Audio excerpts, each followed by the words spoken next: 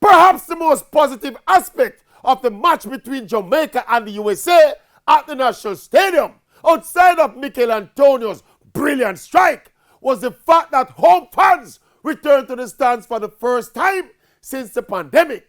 We have to say a special big up to the 5,000 plus fans who not just turned up, but turned up and let their voices be heard. And we are sure the players fed off of the energy of the crowd. I mean, I lie. I never expected so many people to turn up after the Reggae Boys in different start to the campaign. Obviously, there were social distancing and masking protocols, etc. But that never seemed to matter to the fans who just seemed happy to be in the stadium again watching the Reggae Boys play. My understanding is that for the upcoming home games, starting with the Mexico game in January, the plan is for the government and the JFF to increase the numbers to the point where eventually we can see a jam-packed National Stadium again, cheering the Reggae Boys to victory after victory. But you know it go already.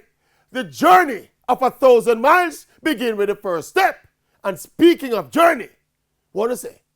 Qatar, start look far. The journey start look far. Qatar, start look far.